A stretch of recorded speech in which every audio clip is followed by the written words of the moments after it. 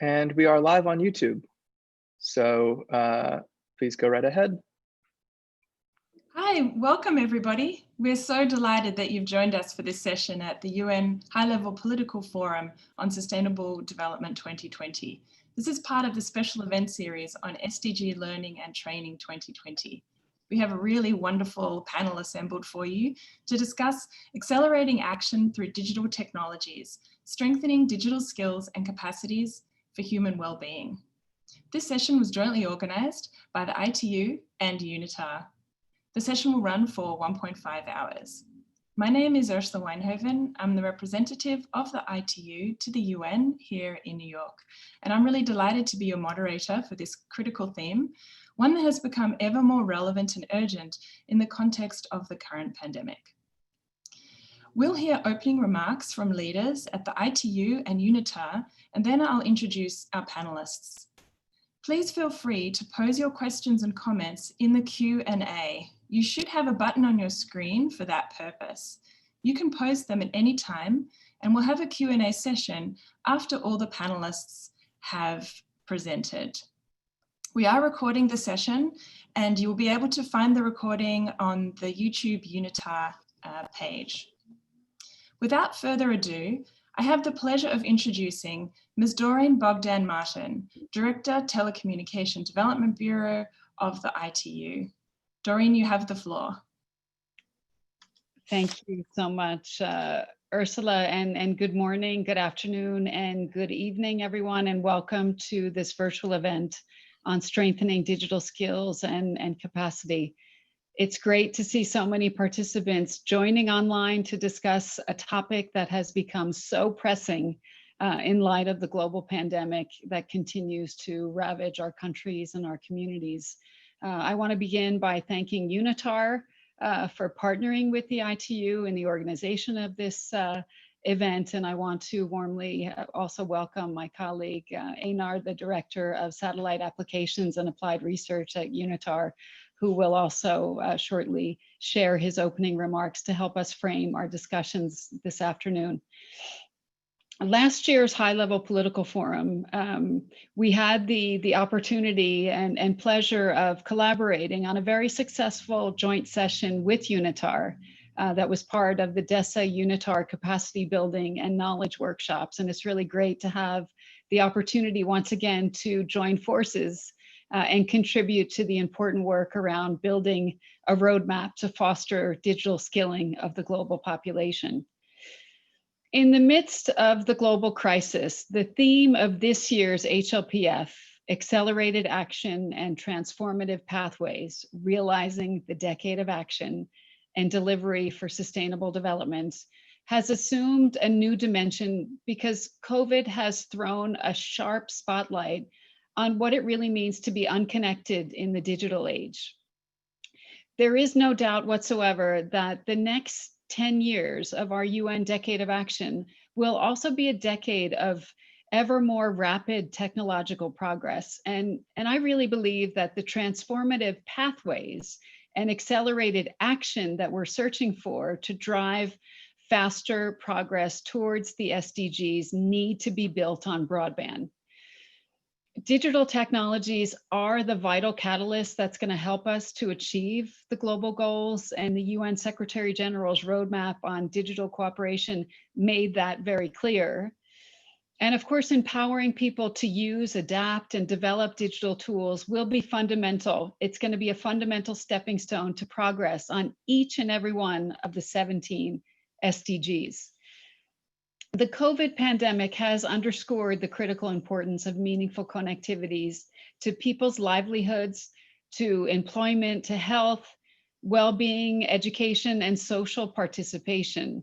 And the crisis has also served as a wake-up call to the global community to renew efforts to connect the 3.6 billion people, and I stress 3.6 billion people that are still totally offline.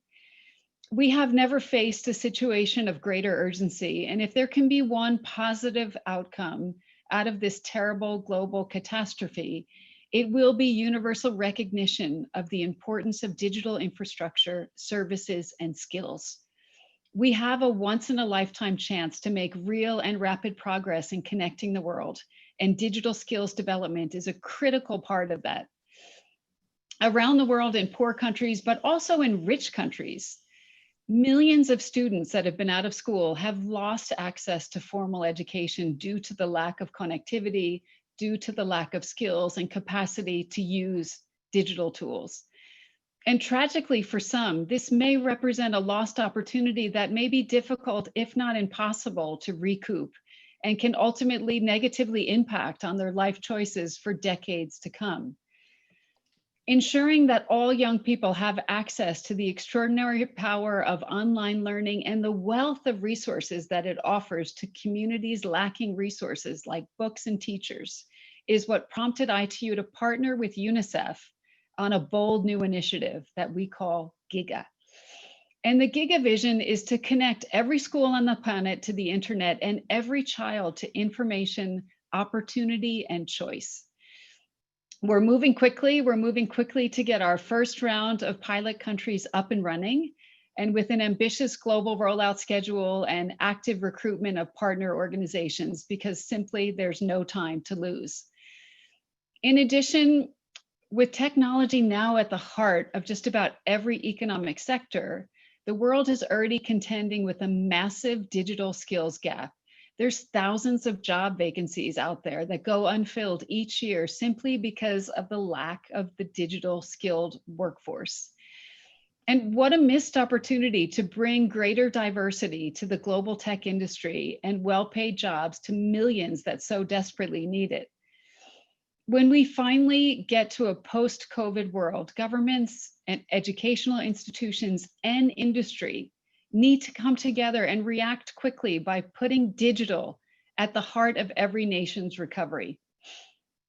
Building back better is going to mean prioritizing policies and programs that dramatically boost connectivity and digital competence.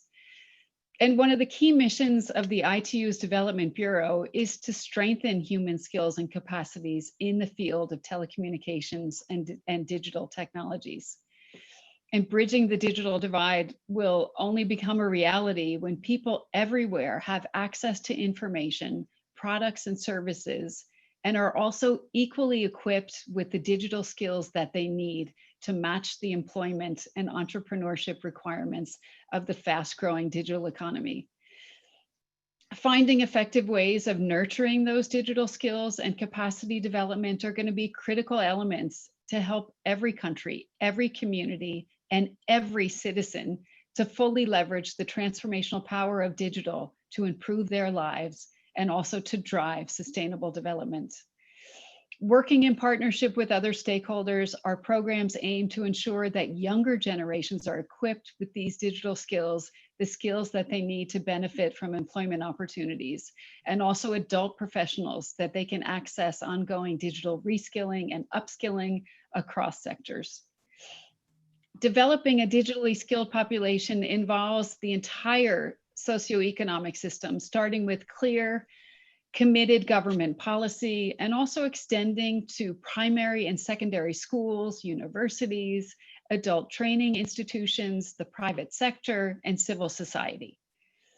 As the demand for digital skills continues to grow exponentially, countries need to ensure that they've put in place well-structured approaches that will help to identify current skills levels and also to predict and to prepare for future requirements. And these are just some of the issues that we've been focusing on, and we will continue to focus during the course of our discussion this afternoon or this morning, New York time. They have never been more compelling, and I really look forward to learning more and also to benefit from the wisdom of all of you joining us this afternoon, this morning, and of course, the experience of our distinguished expert speakers. And with that, I thank everyone for joining the discussion today and hand the floor back to you, Ursula. Over. Thank you. Thank you so much, Doreen. And now we turn to our opening remarks also from UNITAR to Mr. Einar Bjorgo, Director, Division for Satellite Applications and Applied Research at UNITAR. Einar, you have the floor. Thank you. Thank you, Ursula, and thank you so much, Doreen, for framing today's session so well. It's really a pleasure to work again with ITU. I would also like to really thank our UNITAR colleagues in New York for all their organizations for this event. It's really been a fantastic job. So thank you so much for that. Now, I would also like to reflect a little bit on the key objectives for this session. We have been talking a lot about digital knowledge, literary skills, and the importance on sustainable development in that regards. I hope that we, throughout this session, will be able to showcase and explain these digital skills assessments and how they can be implemented at the national level. Really looking forward to learn also more on that. And of course, also to provide you some examples, both from our own side here at UNITAR, but also from other panelists and potentially also other colleagues joining the call among the audience. Also, how we can use capacity development, which is sort of the core mandate of UNITAR, if you like, in collaboration with ITU and other partners to see how we can use digital technologies to transform a country's abilities to achieve the sustainable development goals. So with that, I would like to just show you a few slides, if you allow me just to share my screen. Maybe some of you remember from last year, we during the launch event of the Learning Center, we launched something called UN SDG Learn.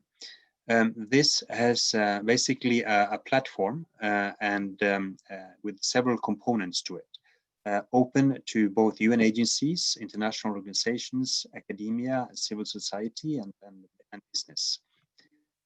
So basically, when we are what we have assessed over this last 12 months or so, is that there's been a high interest in this platform. And really, it's about using this kind of platforms to promote all the various skill sets that are needed, including, of course, very much the digital skill sets that we're talking about here today. So thanks to all the more than 50 participating organizations, we're able to really provide a large number of courses, 184 courses, and also 122 micro-learning courses. Micro-learning is something that I'm sure we'll hear a lot of during the high-level political forum, especially the Learning Center events. This is something that is really starting to take off.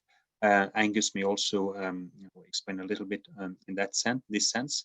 But really, micro-learning is something that we are following very closely and seeing how we can best contribute to that. But in terms of UN SDG Learn, it has basically three components: a platform, the partnership, and the program. So the platform is a gateway to the various learning solutions that our partners are providing. It is not a platform that hosts all the courses. It is providing links and making sure that depending on your specific interest and requirements and learning needs, you can get easy access to this. There's also a full community of practitioners of learning solutions for the Agenda 2030 and the SDGs through the partnerships.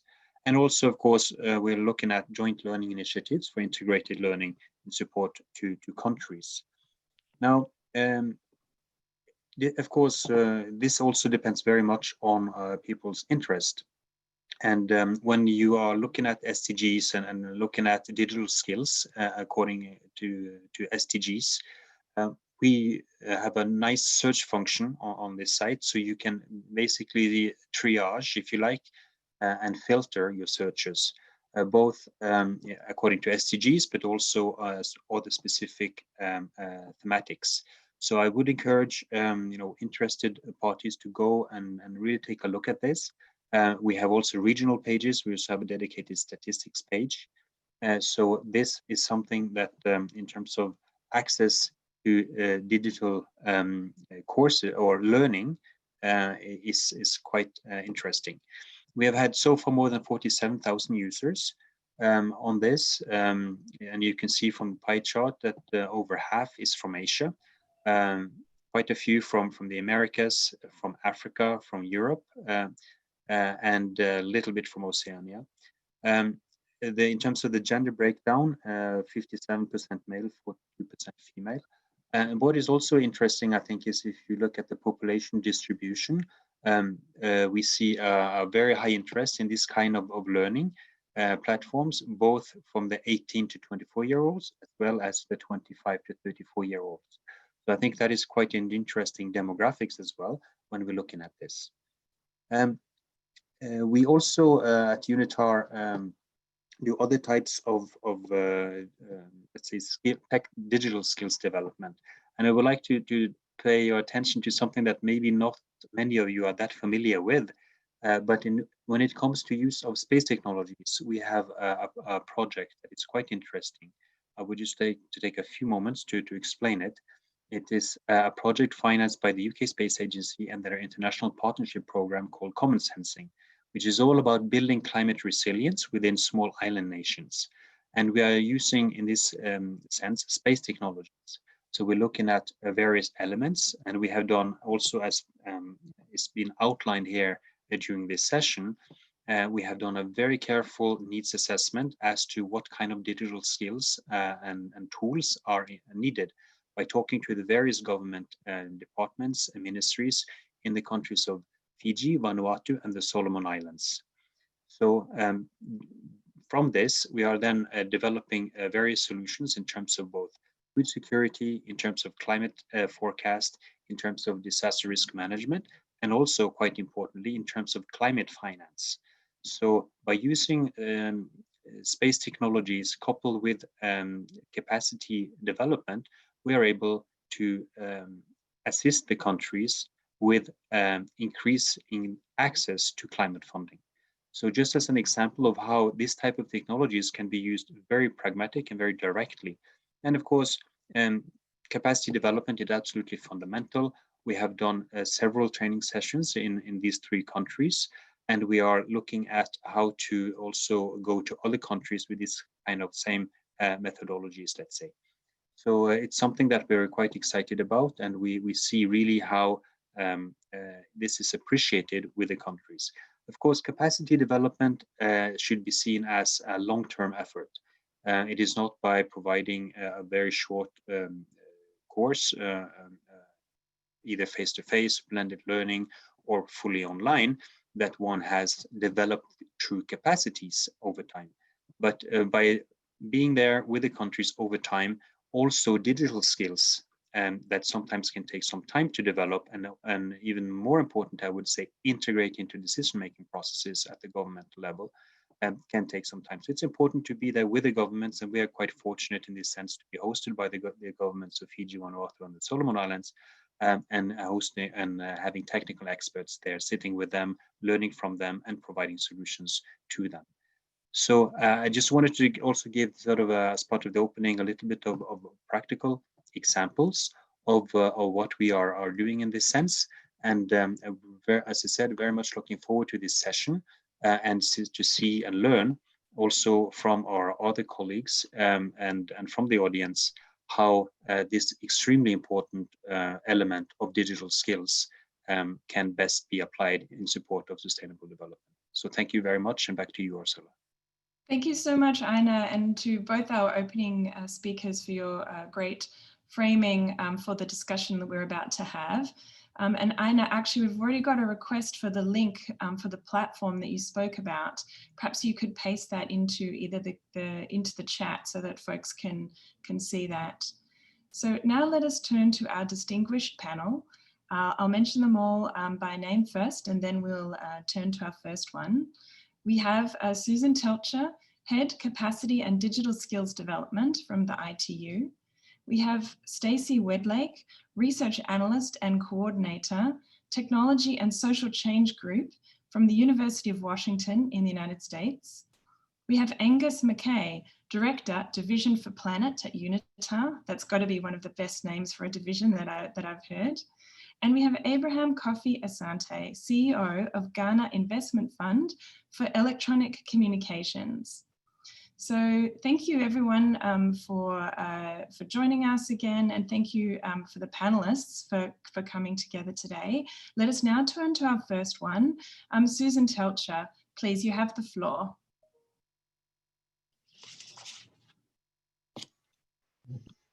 Thank you. Thank you very much, Ursula. Hello from Geneva, and good morning, good day, good afternoon to everybody. It's a great pleasure for me to start off this session, which focuses on digital skills and capacities for inclusive development and human well-being. And I would like to address in my short presentations 2 points. First, I would like to talk about the role of digital skills for development and for closing the digital divide. And second, I would like to share with you some concrete practical tools that we have developed in ITU and which can help countries to identify and tackle the widening digital skills gap. Next slide, please. So let me start with the question of why digital skills are so important for the SDGs and for accelerating SDG achievement. Let's put it simple. We now know how the digital transformation is impacting on all economic sectors, on education, on health, on agriculture, entrepreneurship, employment, gender equality, etc. And because of this digital transformation, ICTs can foster development across each of the SDGs. Indeed, they can accelerate progress if they are used appropriately. And this is where the skills and capacities actually come in. They are the precondition, they are the enablers. Without knowledge of digital technologies, without being able to use the digital products and services, people will not benefit from them and progress might actually be hampered. Marginalized groups might even be further marginalized. This is why it's so important to address the digital skills gap. Next slide, please. Let's have a look at COVID-19. So as the director of the BDT already mentioned earlier, if there's one thing or one aspect that clearly came out during the COVID-19 period, it's the importance of good connectivity. And the fact that many people actually don't have it and were put at a disadvantage. According to UNESCO, about 90% of the schools were closed at some point during this period and 1.6 billion students out of school. So what does that mean in terms of remote learning and in terms of remote teaching? And according to ILO, around 94% of the global workforce were affected by workplace closures. So what does that mean for remote working? And what does it mean for the future? Will there be new ways of working and learning enabled by the use of technologies? But teaching, learning, or working from home also requires reliable and affordable connectivity, and it requires a digitally skilled population. But based on ITU data, 44% of the world population is still offline. And this is even the case in places where connectivity is available. So why do we have this gap between internet availability and usage, which I want to show you on the next slide, please? On this slide, you can see this gap between internet availability and internet usage, because what you can see is that about 90% of the world population today lives in an area that has broadband service coverage through 3G or higher technology. But only 54% are actually online or users of the internet. So we have to look a bit closer at this gap. Next slide, please. And in fact, this gap is the largest even in the least developed countries. You can see here on the slide, the red bar on the right-hand side is the LDCs group. You can see about 20% of the LDC population using the internet, but almost 80% living somewhere in an area where there is coverage by 3G mobile service. So in the LDCs, we have the biggest gap and the biggest challenges. People are not connected, people are marginalized and also left behind when it comes to sustainable development. People are most affected by the economic crisis that follows the pandemic, and they are facing this connectivity gap. And so we need to look at how we can address this gap. Next slide, please. And what we have found is that a very important, if not the most important issue to address the gap is to look at what are the barriers to internet usage in terms of digital skills. Because when you ask people for why they are not using the internet, about 2/3 give you answers that are related to education and skills, such as, I don't know what the internet is, I don't know how to use it, I have no interest, it's not useful to me. So it shows you how people are not aware or are not skilled in terms of using the internet and actually recognizing the benefits that it can bring. And this is particularly the case in among groups in least developed countries, low income groups, and those that are living in the communities. So the crisis is perhaps also an opportunity now, because people are starting to value connectivity if they haven't done it before, be it for work, for education, or for entertainment and also social life. Next slide, please. I would like to look at the digital skills gap a bit more. So in fact, the digital skills gap you can find at the global level. It's everywhere, but it's at different levels. So skills are needed at the very basic level. This is to bring people online who have not used digital technologies before. But there's also a huge gap of a digitally skilled workforce in almost all countries across the world.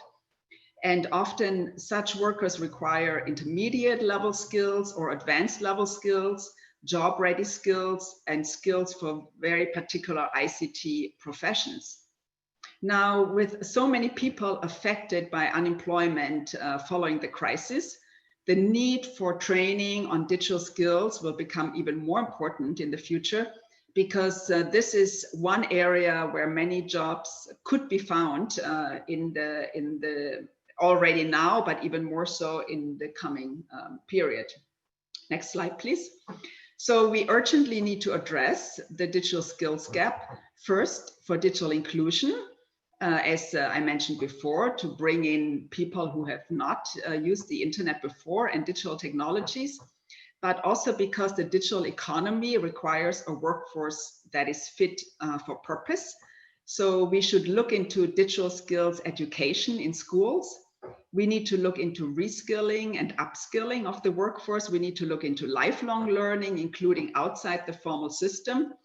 And in particular, when we talk about policy making and national strategies for digital skills policies, we need to look at a comprehensive needs assessment. And this is the second point I would like to stress in my presentation, on how we can assess what is actually the kind of skills that are needed in the countries, because only then we can address them. Next slide, please. So this is what I wanted to offer on this aspect, because ITU just launched in May 2020 a digital skills assessment guidebook. It is designed to help governments assess their skills, supply and demand, and also to determine what are the future skills gaps. So it's a practical tool for policymakers who are doing and developing their digital skills strategies and education policies. And I would like to mention that one of our panelists who will speak after me, Stacey Wedleck, was actually one of the main authors of this guidebook. So what is the main objective? It is precisely, has precisely been developed as a response to the urgent needs for governments to address the challenges related to the gaps. How can they identify what they need to do at the national level? First, you need to assess what are your digital skills needs in the country. Next one, please. Next slide. So while the main audience is policymakers, throughout the guidebook, we actually address the important issue of involving stakeholders, other stakeholders in carrying out the assessment. The private sector, academia, and non-governmental organizations, they will help to identify what are the skills gaps and demand in the country. Next slide, please. So we have basically 4 chapters. You can find the guidebook on our website. The first one will look at what are the existing skills assessment frameworks and approaches. The second chapter is then dedicated to step-by-step guidance on how to do assessment of the current skills levels or the skill supply. The third chapter is a step-by-step guidance on how to assess the skills needs in the countries. And the fourth chapter will help countries to carry out forecasting of skills requirements. Next slide, please. So to conclude and to summarize, this guidebook is designed in a way that it provides a lot of flexibility for countries to choose whatever approach fits them best, whatever their resource constraints are, whatever the stakeholders are they need to engage. And also it depends on the level of technological development, which of course is different in every country. Also, what are the main economic sectors? All of this is different across countries. So we have designed the guidebook in a way that it can be adapted to the different national situations, and countries can pick their assessment methods. So we are happy to provide further guidance to countries who are interested in using this guidebook. And then my last slide, please. This is just to give you an overview of the work we do in the field of digital skills. I invite you to check out our ITU Academy website, which gives you more information on all of these products and services. Next slide. Thank you very much. This is the link to the ITU Academy. Thank you very much. Back to Ursula. Thank you so much, Susan. And now let us turn right away to Stacey Wedlake, Research Analyst and Coordinator, Technology and Social Change Group, University of Washington. Stacey, you have the floor.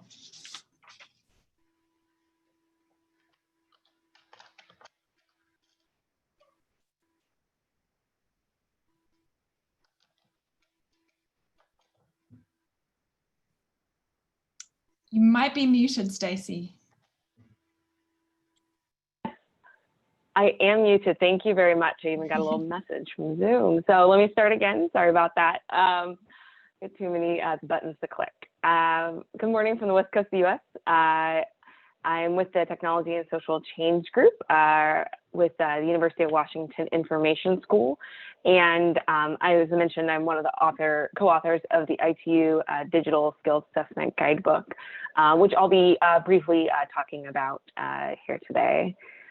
So really, in almost anywhere in the world, access and use of the internet has become a key factor in reducing you and your family's risk of infection of COVID-19. And often when talking about digital inequalities, the focus falls upon infrastructure. And I saw lots of comments in the chat about this. And it's, you know, of course, it's a incredibly important piece, but digital skills, as Susan was talking about, are a critical component to personal and community well-being as well. So as demonstrated in a recent article in the academic journal First Monday, Robinson and her co-authors show how the social and digital inequalities intersect with increased risk to COVID. So for example, someone that is exposed and unconnected must do everything face-to-face, you know, from work to, you know, personal communication.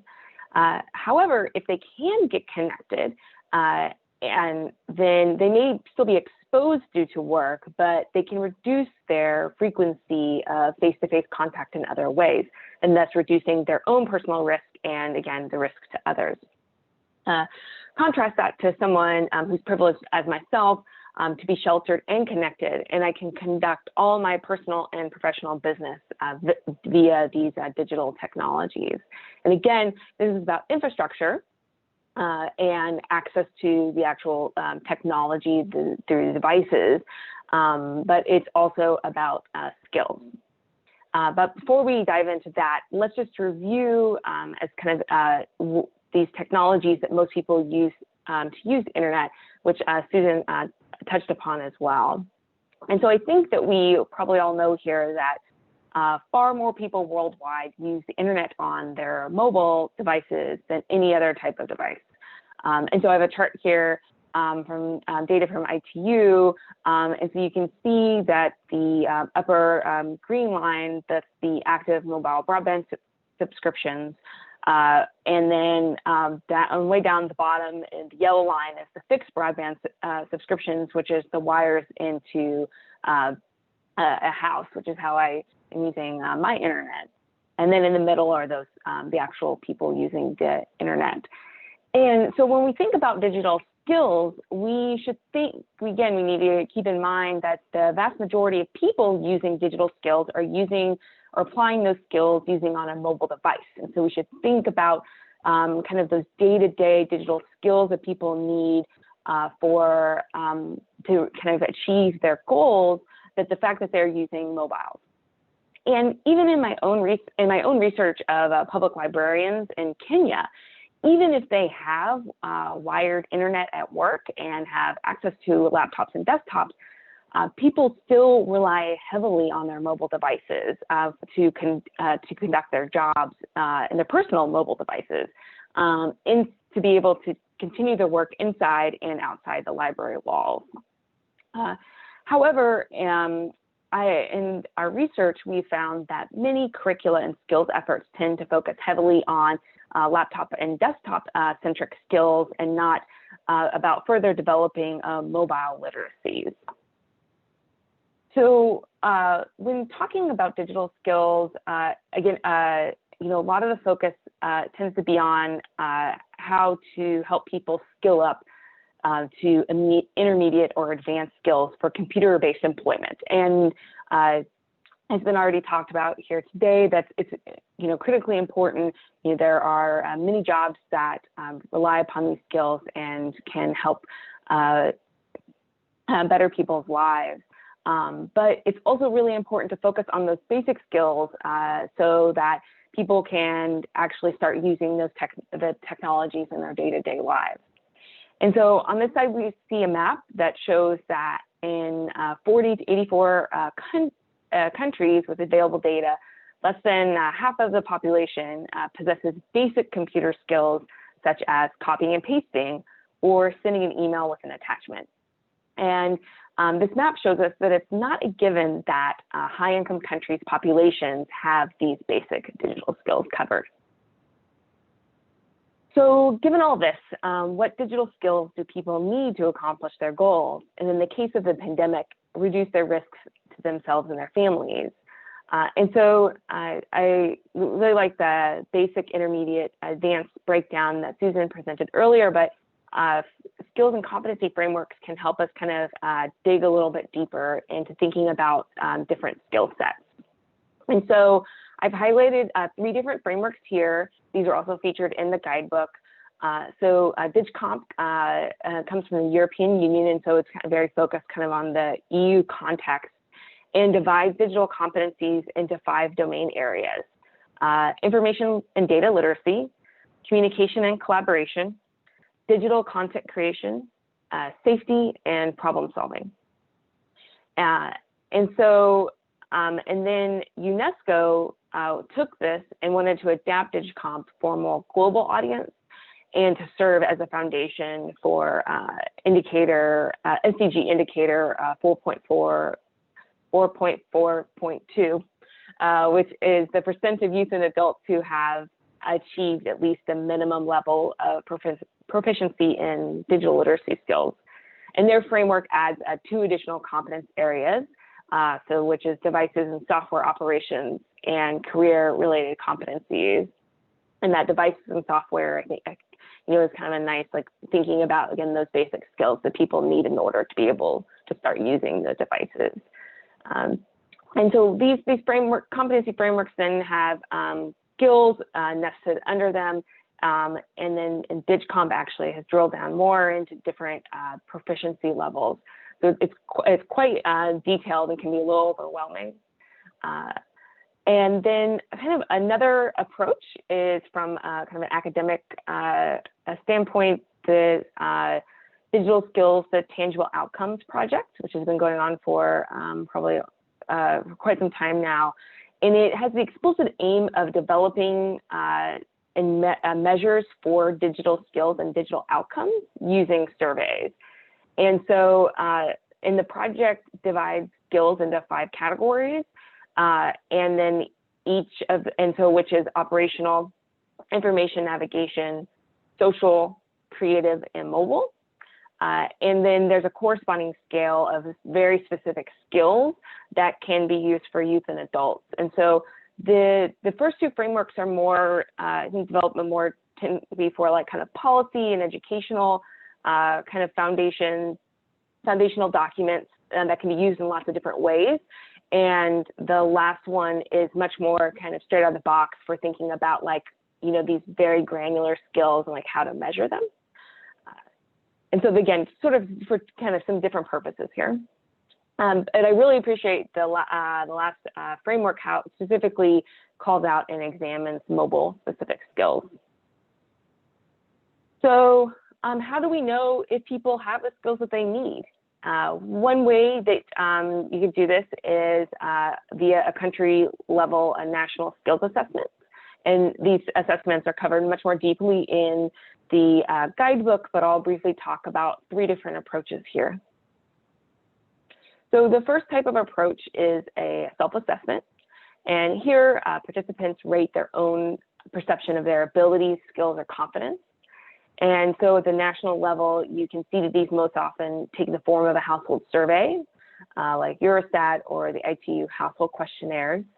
And then, of course, the Digital Skills with Tangible Outcomes has a validated survey that comes with that framework.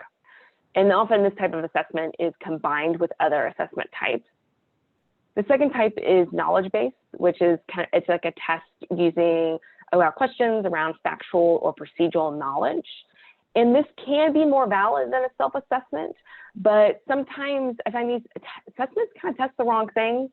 So for example, I use Microsoft Word almost every day for work. But if you ask me, like in a multiple choice question, like, under which menu this particular function lies, I might get that wrong.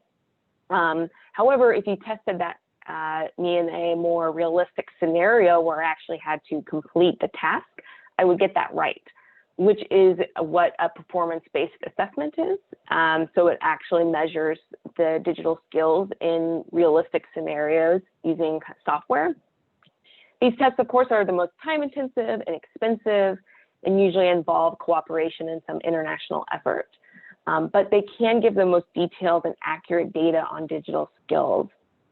A significant downside to these types of assessments is they focus much more on laptop and desktop skills and in more traditional school and workplace situations. So if you're, like the guidebook kind of focuses a lot on kind of the skills for economic development, so that could be, if that fits your needs, then those could be a good type of assessment. So you can see each approach has its particular pros and cons. And as I just mentioned, there's really no right way to do these assessments. A country's approach will depend on that country's particular needs, capacity, and existing processes. And again, the guidebook gives a much more detailed instructions on how to make decisions and collect data. However, before I leave you here today, I just wanted to kind of, as a reminder that when measuring digital skills, it's very important to remember that digital inequalities often reflect society's inequalities. So it's crucial to pay attention when collecting data on marginalized groups in your country, because you need to understand kind of where their digital skills are to more accurately understand the digital skills landscape. and take the correct policy steps, which may or may not include technology at its center. So thank you very much for giving your time here for me today. Here are my references, which you can go to YouTube and pause later if you're interested in a particular source. And last but not least, here's my contact information. And I look forward to hearing the other panelists. Thank you very much. Thanks so much, Stacey, and definitely you anticipated lots of interest in the materials you pointed to. Now let us turn to Angus McKay, Director Division for Planet at UNITAR. Angus, the floor is yours. Thank you very much. I hope that, can you give me a thumbs up, Ursula, that you can hear me and that you can also see my screen? Both. Very good. So great, so thank you. So UNITAR is very pleased to be associating with ITU for this event. Delighted. My talk will focus on one of the objectives of this event, which is about how digitally derived knowledge can lead to action or accelerated action on the SDGs. So in a sense, I mean, I would not portray myself as an expert on digital skills, as the previous speakers clearly are.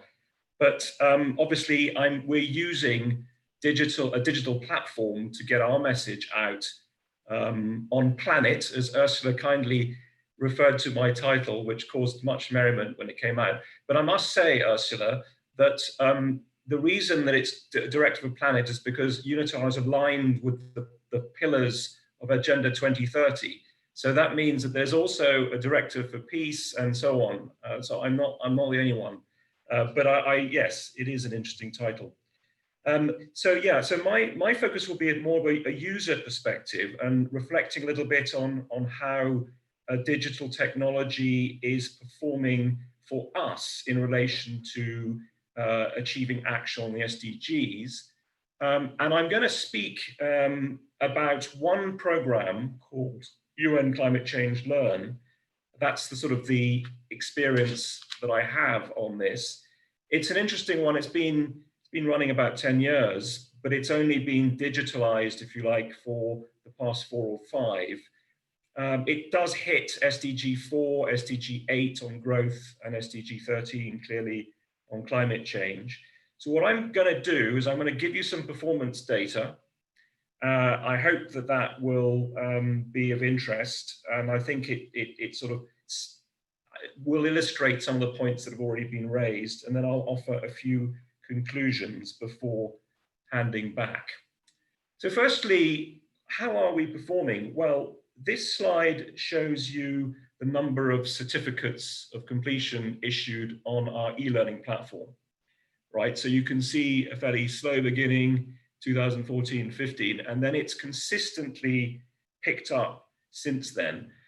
So we're just about to reach a very important milestone for us, which is 100,000 certificates of completion. This is not 100,000 users. This is 100,000 individuals who have enrolled in a course, completed the course, and been objectively tested and passed, right? So it really means they've engaged, because it does take time to do these courses. So we're pleased about that. We do see a very sort of classical upward trend. Because it's climate change, a few interesting things have happened in the last year or so. I mean, we had the Greta effect, remember the Greta Thunberg effect, which continues, which started in 2019, and a massive increase from the teaching profession around the world. You know, there are 90 million teachers in the world, give or take. I mean, this is an incredible network and resource, and we're trying to reach out to them. And then obviously, more recently, we've had the lockdown, the COVID effect. And in fact, our data for 2020 is just to July. So we may have a much bigger spike reflecting that. But I guess the point behind this slide is that we are in business, and we are very much digitally in business. Now, a few other interesting facts. I'm not going to go on and on. I'm just going to give you a few of these. Now, Einar talked about the age profile for SDG Learn, and we've pretty much got exactly the same statistics. About 70% of our alumni are under the age of 30. Clearly, they're more comfortable in the digital zone. I mean, I think it's also partly because it's about climate change, which is more youth-driven. There's more mobilization going on in that particular area.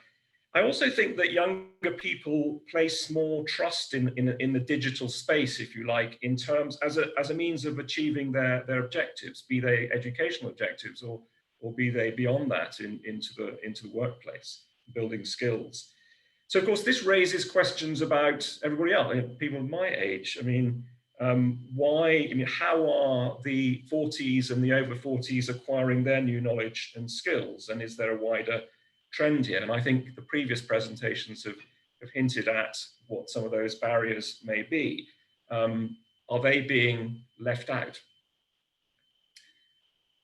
The coverage and scope of UNCC Learn is good. I mean, we know that we are used and known about in 198 countries, and all the kind of parties to the UN Convention on Climate Change.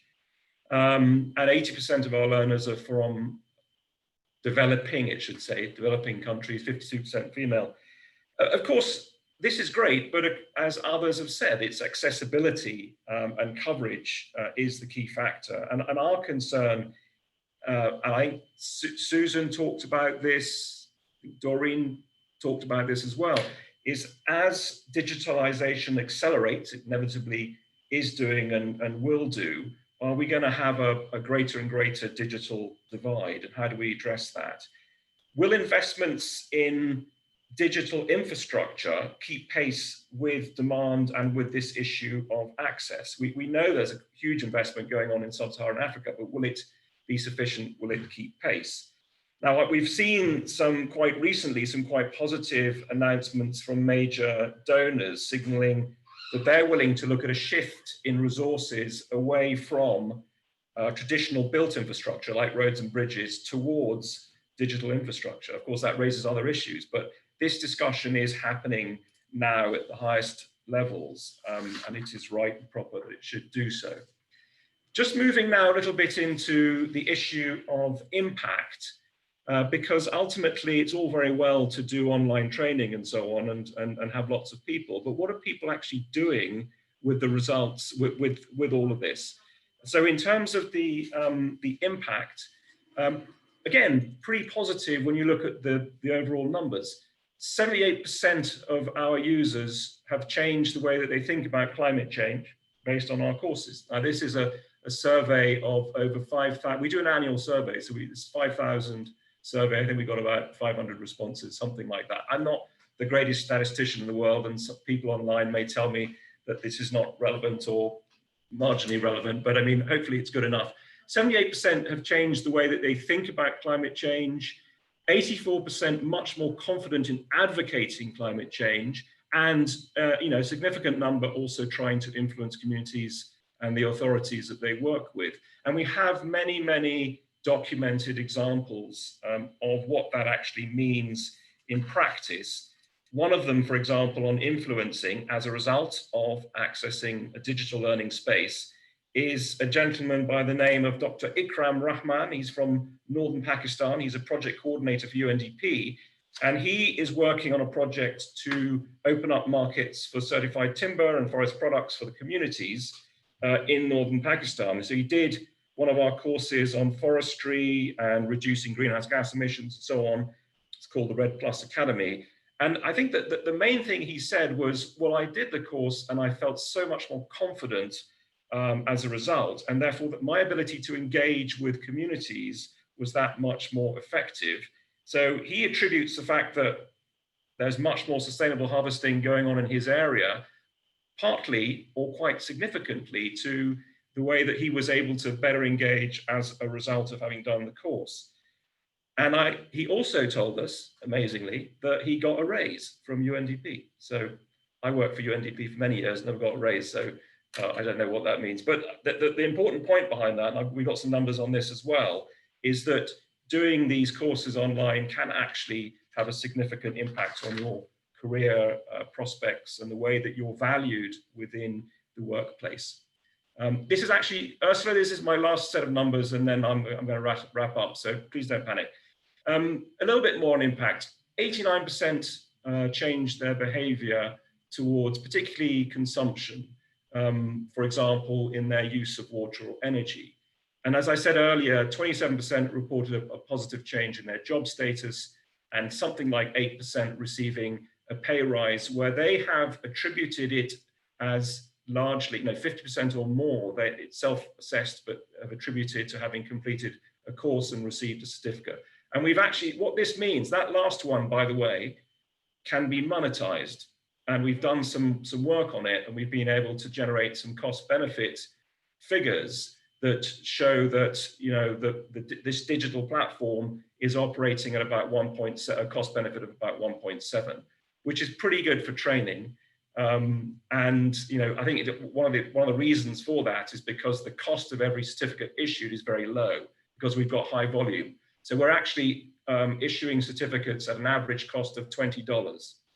That all project managers out there worried about their training budgets, $20. So, this has to be part of the future. This has to be factored in. I'm in favor of face-to-face training, but I think if you can get across good quality learning for $20 a head, that has to be a big part of the future. I've got another example, but I'm going to leave it because we're probably running out of time. So I'm going to come to my last slide, which is a set of reflections. Well, firstly, the CC Learn platform is just one example. 3.4 billion, I heard, people not connected, and we're connecting with 500,000, and it's a small contribution, I know, but hopefully some of the experience from CC Learn can be useful and helpful in this debate. So, it's an example of how digital skills, if you have the skills to be able to engage with that platform, can provide access to cheap learning. I mean, all these courses are free, by the way, I didn't say that, but they're all free to the user. So if you have sufficient connection and digital skills, you can access this learning, and that can lead to changes in attitudes, behaviors, and action. And I think we do have the evidence to show that that is the case. But many people do not have those skills, as has been said, and do not critically have that access, in addition to which much of what we're offering is sort of offered more on the sort of iPad and standard screen rather than designed for mobiles. That's something we have to address. So there is a huge risk here of a digital skills divide between younger people and older people. Definitely that would be one, but also between those who do have access and those who don't. And this is probably the fundamental question that we are now dealing with at UNCC Learn, and why I'm so pleased to be involved in this discussion, in this debate. So we see action resulting from our courses, but how do we get this acceleration, but with inclusion, so that we're not accelerating a gap as we are accelerating our performance? So that's really my key question and my key message, and my thanks for listening, and handing back to you, Ursula. Thank you so much, Angus. And just before we turn to our final speaker, I'd want to invite the speakers who've already spoken to visit the Q&A. Some of the questions are quite specific to your presentation, so please do feel free to answer those. And then, of course, we will have a Q&A session. So folks listening, please keep your questions coming. So now let us turn to Kofi Asante, CEO, Ghana Investment Fund for Electronic Communications. Kofi, you have the floor. Thank you. Thank you very much, Ursula. And thank you, the audience, for being part of this program. We're also delighted to be linked with the high-level discussion on this particular platform. I'll be given an outline. My outline will be on the overview of the Ghana digital economy, the digital capacities and skills critical to development, assessment of national digital skills needs, and to better target policies. And the last point that I'll be talking about is the outlook of future job markets and how to equip young people with the required digital skills demanded by the industry. Next slide. Next slide, please. The worldwide digitization and skills development is at the front of the achievement of the SDGs. And the pandemic, that is the COVID-19, can confirm the urgent need for us to scale up our digitization program so that we'll have much more digitized skills for us to be able to address issues that require that we do not have much contact on person to person. Let me indicate that the Ghana digital economy has reached a relatively advanced level of development in the sub-Saharan African region. And the ongoing digitization in all sectors of the national economy in Ghana, including the health service delivery, passport services, death and birth registry, digital property addressing system, National Information Contact Center, which has a short code of 311, where we collect information from citizens, and then the emergency call center to for people who want services from the security services, like police, fire service, the ambulance services has also been provided. But notwithstanding all these developments, there remains a huge digital skill gap driven by both latent economic growth and ongoing digitization, which still exists. Next slide, please. The question here is that why are digital capacities and skills critical to development?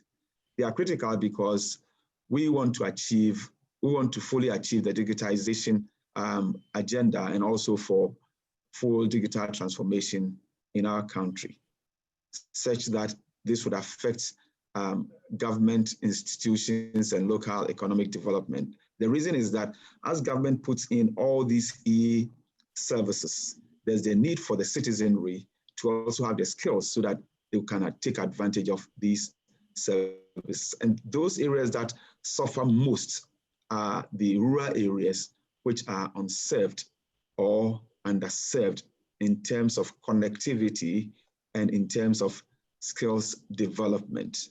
The reason here is that because of the fact that they do not have the capacities in terms of affordability or reliable connectivity, and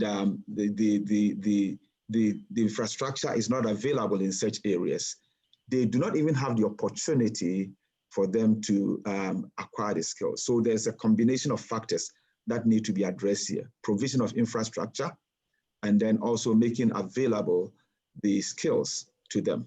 And in some areas, which we call underserved and unserved in rural communities, even when the connectivity is provided, there's the need for devices to be also available. And therefore, we provide public places where they can take advantage of the public devices that are available in what we call community ICT centers. But now in the COVID era, how do you reconcile public place devices with personal devices? And it's a challenge that we need to address. Next slide. So the question, how can countries assess national digital skill needs to better target policies? The first one is for us to have a comprehensive assessment, which we did some comprehensive assessment on the areas of providing digital skills for teachers and for students. And that helped us to provide skills for about 600,000 teachers, students, and persons in the informal sector, like market women, dress makers, and mechanics. But now, having done that assessment and achieved what we have now, there's also the need for us to move into the areas where we have small and medium-sized businesses. And this is a study that we have commissioned as Ghana Investment Fund for Electronic Communication with the objective to examine the extent of the use of ICTs and identify the digital skill sets gap among the SME operators. The reason is that within the COVID era, we observed that most persons are working from home. And if they are working from home, how would they be able to work if they do not have digital skills? And even when they have digital skills, how would they be able to work from home if they do not have the connectivity for their enterprises? And this is an area that we are looking at. So there's a combined area that we need to look at. Digital skills provision, but then the first point is, do they have the connectivity for them to be able to use their skills effectively to manage their businesses? Next slide, please. So the other issue that comes up here is, what are successful examples of policies, programs, and platforms to strengthen digital skills at the national level? In Ghana, we have had what we call the ICT for Accelerated Development, and also the 5-year strategic plan of GIFEC, which addresses ICT skills for entrepreneurial and women empowerment program, entrepreneur and women empowerment program. This program has been very, very successful, such that women who are even in the informal sector, serving as entrepreneurs and in the markets and in their own enterprises, have been given skills. And the skills that they were given has improved their way of doing business, which has really given them skills in their financial management and even how to advertise their wares. This has contributed so much so that in most areas where businesses were failing, now it is doing very well. But the question here is that for us to provide continuous training for them, they need to be connected. Those that have not received the training need connectivity, and they fall within the bracket of persons in very rural and remote areas which do not have the infrastructure. Again, for coding for kids, we are providing coding for kids, and we've been able to train not less than 20,000 kids in area of coding, which is very impressive. But then for us to continue from there to advance this particular course, COVID era has been a hindrance, and there's the need for us to see how we can have connectivity in our homes or in even open spaces where these kids can take advantage, and then they will be taught coding and other things by way of connectivity. The community ICT centers need expansion, but these are public areas. And these public areas would, if we provide connectivity, people need to have their personal devices. And because the devices are for public use, it also creates another barrier. And these are challenges that we have. So we have adopted what we call train the trainer, so that one person could train others. But still, using this train the trainer, we still create a disadvantage also for those in rural areas who are not connected. Those who take advantage of these are only those persons who are found in the urban areas that have connectivity. And that is an issue which we are looking at. So in the past, it has been very successful. But then within the COVID era, we now have challenges that we need to address. Next slide. Next slide, please. Yeah, so some of the digital skill training programs that we have had are coding for kids, ICT for artisans, women empowerment, girls in ICT, which is part of the ITU program, ICT education for the youth, and ICT for teachers, education for teachers. All these programs have been very, very successful until March this year when we were confronted with the COVID. Now, expanding from here is becoming a big challenge for rural dwellers. For those in urban areas, the program is ongoing by online resources. But for those who are in the rural areas who are not connected, this is a challenge that we need to address. A challenge of connectivity, a challenge of devices. And then if these challenges are addressed, then the digital literacy program can go on and they would also benefit. Next slide.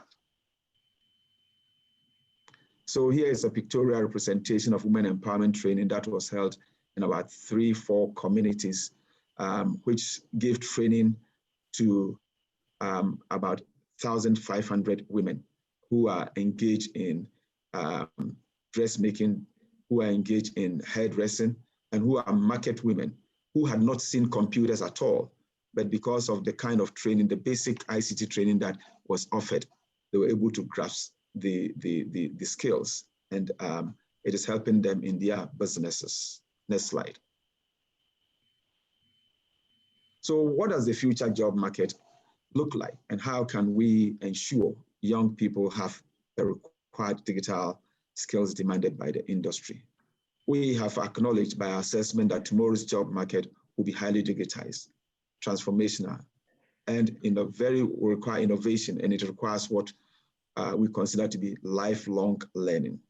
And if we can do lifelong learning, then it calls for digital skills, where you can continuously learn. Though we believe in face-to-face learning, but we think that the new normal is using the digital skills and learning online, which will be there for at least a short to medium term. So we want to ensure that there are policies that would provide equal opportunity for all, and these policies will then have to ensure that connectivity is made available in all sectors of the economy and in all areas within our rural communities. We also have to get public access to facilitate teaching and learning, and that one we have the community ICT centers that are available. However, the diversion that we need to have here is, even if it is public access, to provide a Wi-Fi facilitation, which will also make available devices for persons to own and use. And this will require extra budgetary considerations. Then access and device for all persons, especially persons with disability and those who are vulnerable. They need special devices which we need to provide for them. In the past, we have trained not less than 500 persons with disability in tertiary institutions and in basic schools.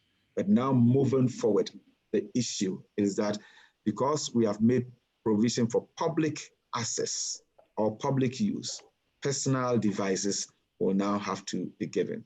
So you can see that though we started all these initiatives and policies very well, now here the emphasis has to be on how people will have their own personal devices, such that we can continue with the digital literacy programs that we have embarked upon.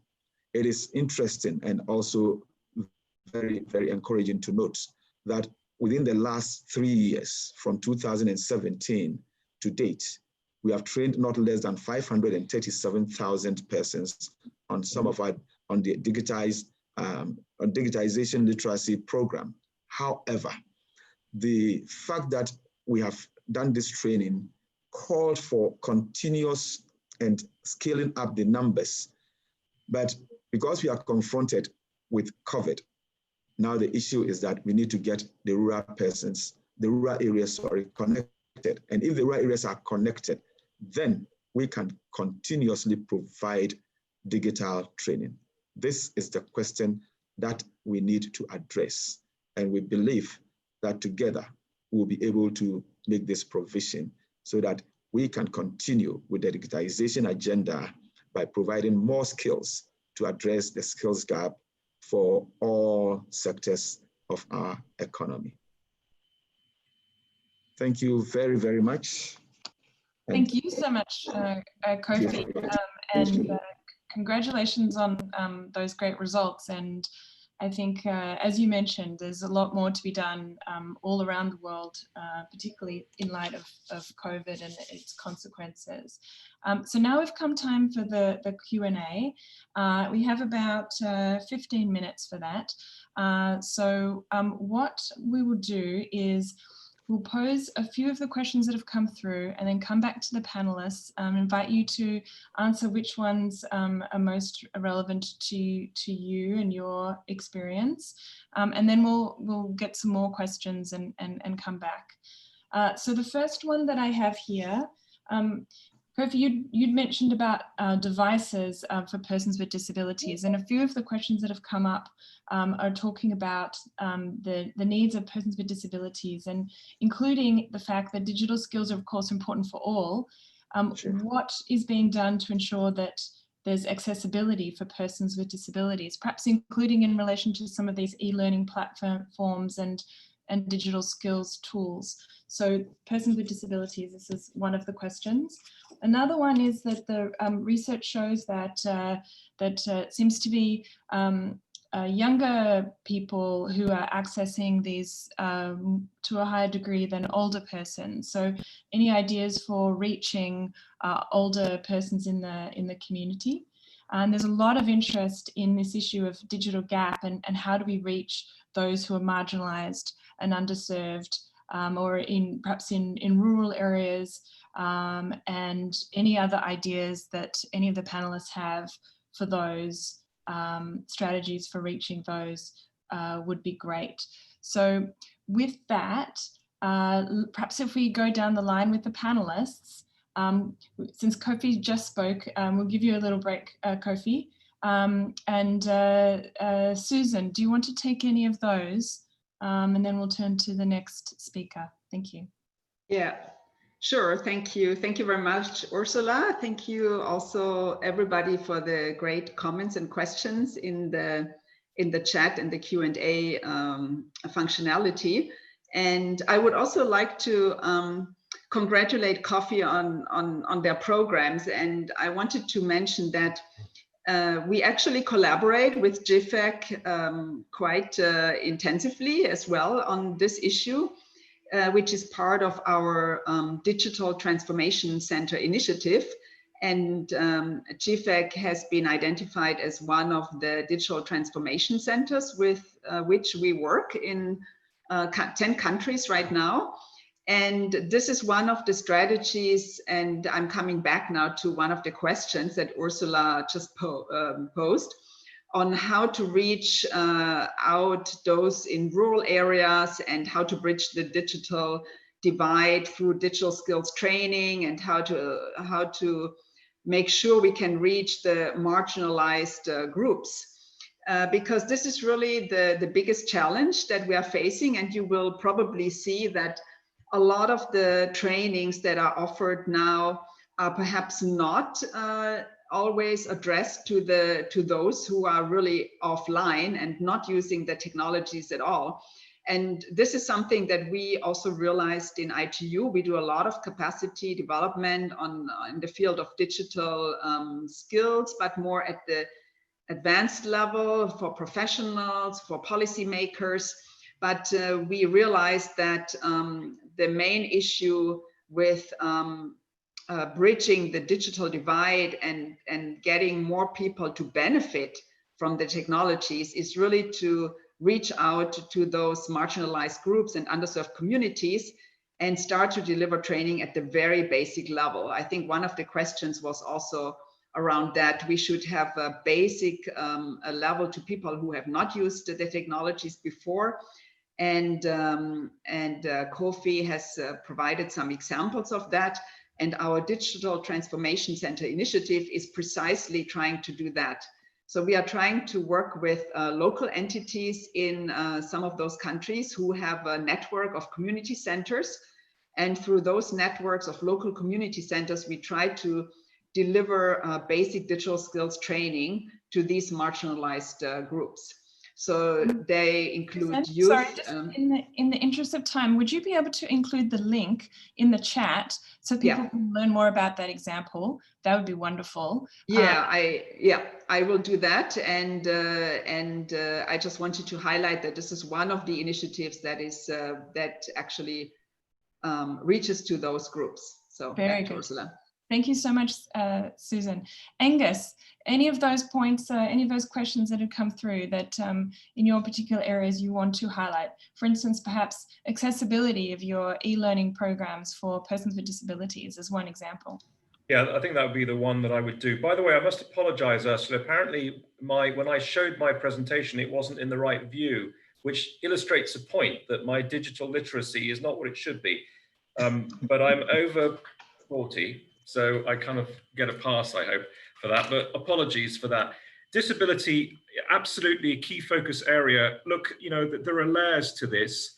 I mean, the UNCC Learn platform, for example, itself, the access point is adjusted so that if you are impaired visually or if you have hearing difficulties, that it has been adjusted for that. But then, of course, the next layer is the actual design of the actual courses, and they then have to be designed in a specific way. In fact, you would need 2 courses. So if you've got a course on, I don't know, children and climate change, you'd have one in the regular format, and then you would have a completely different, I mean, it's the same content, but it would be presented and designed in a different way. So that's the next layer. And then the third layer is, to what extent are disability issues actually being embedded into the content itself, so that we're reflecting, you know, that particular dynamic and that particular demographic. And so you know, it's a multi-layered question.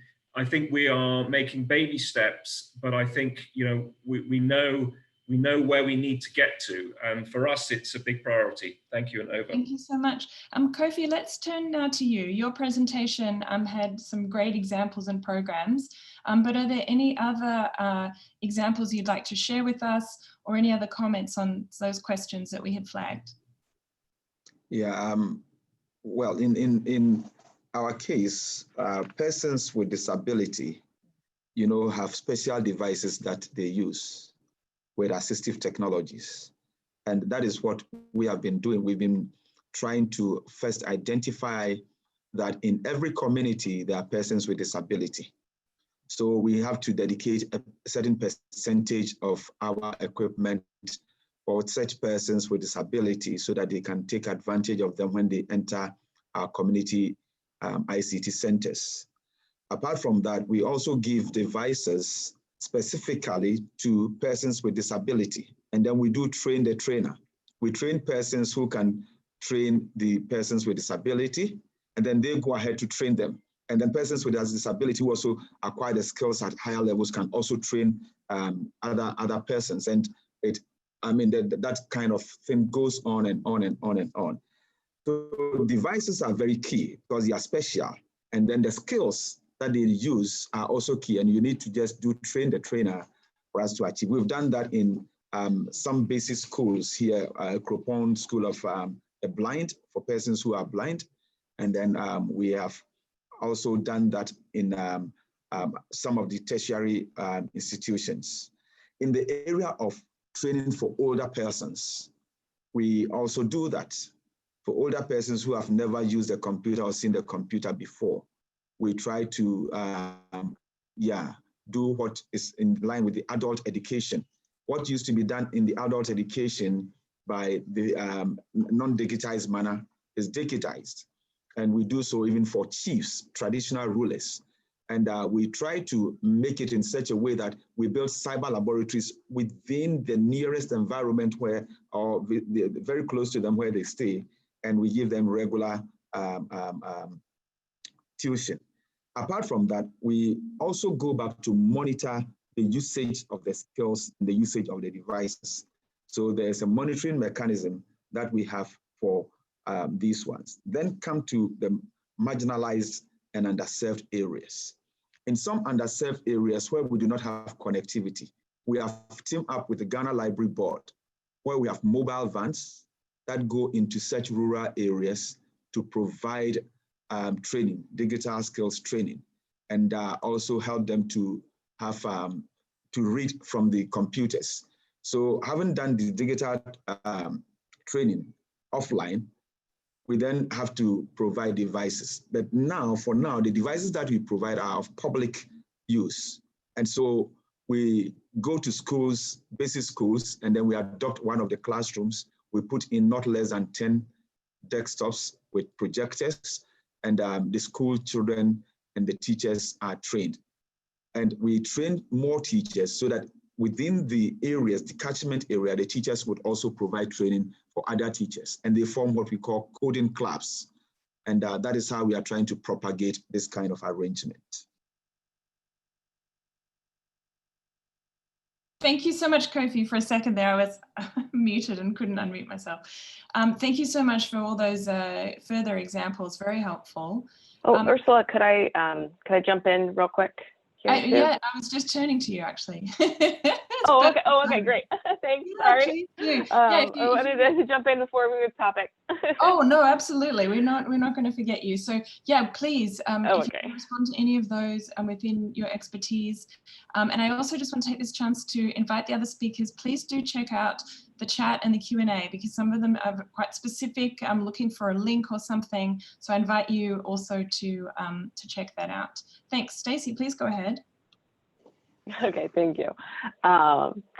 So definitely great responses so far, and I really appreciate hearing from each of them. And I think, there's and lots of research that's shown that you kind of heard some great examples about the importance of the person-to-person interaction and teaching, which of course is extremely difficult right now. And so there's a program called P2PU, which I can put in a link in, which they really take kind of e-learning resources like MOOCs and kind of combine kind of in-person facilitation, which they have moved online now due to the pandemic. And especially for people with those basic skills or needing to learn those basic skills, they really having somebody to kind of help them and guide them through their learning, and especially at the beginning, is really important. And there's been some efforts here in the US to try to figure out how we can switch that to phone or kind of video support systems. And this something called digital navigators. But also kind of talking about just some of these communities that are really underserved by technology. Again, kind of community-led solutions are really be the key here. I have a colleague here with Tasha that's done some work with community networking. So places that don't have any connectivity at all, and actually going in and making the actual connecting to the internet to community-led and community-involved process. So they can kind of determine, not only do they learn the technical expertise to be able to maintain their own networks, but they also are able to kind of determine how these networks and the technology is used in their own community. So I would say, really going back to the community, having the community, lead, and using these, using the resources, fantastic resources developed, but then really augmenting them for each individual community. Fantastic. Thank you so much, Stacey. We just only have a couple of minutes left. So before we wrap up, I wondered if there's any parting, like tweet-like length comment that the speakers would like to share with the audience, something really important, a key message you would like folks to walk away with from this message. So tweet-like means, of course, very, very short, like a phrase or a sentence. Who would like to go first? You want to raise your hand? Okay, maybe I go first. So I would say one takeaway is that the digital divide is also a skills divide. Great one. Who would like to go next? Or will I voluntask somebody? Kofi, what about you? I can do it. Stacey, go ahead. You, Stacey, yes. Yes. So I would say that digital divides and digital inequities are almost always a reflection of societal inequities. Mm-hmm. Good one. Angus or Kofi, who's next? Yeah, I think the digital skills have become a necessity for all. Very good, very good. Angus, lucky last. My reflection is post-COVID. We've learned how to communicate in a different way, and it's largely through digital. So that's a big part of the future. Yeah, so this session more important than ever, and fortunately this session's been recorded, so you can go back and check it out. It's going to be on the UNITAR YouTube channel, and perhaps someone from UNITAR could just weigh in. We've had a few questions about whether the PowerPoint presentations will also be available, if you could answer that in the chat or pipe up just before we close, that would be great. Just to recap, I mean, in this session, we've heard why digital skills are important, how to assess digital skills, the barriers to acquiring digital skills, how to reach segments of population who haven't had access, strategies and tools for overcoming barriers, examples of e-learning, benefits of specific e-learning programs, and so much more. So we'd like to say thank you so much to all of you for tuning in. Thank you so much for the fantastic questions. I'm sorry we weren't able to get them all. And thanks to our wonderful speakers. Any last word from UNITAR on whether the PowerPoint presentations are available? Yes, I'll just pipe in and say that all the presentations will be available on the SDG Learn website underneath this session's title, and there'll also be a link to that in the description of the YouTube video. So we'll make sure everyone has access. Fantastic. Thank you so much, Harris. And thanks. It's great to have you on the screen right now, Harris, because I'd like to reiterate how much we appreciate all the work that you and your team put in to have this whole session run so smoothly. So thank you, everybody, and enjoy the rest of your day. Bye.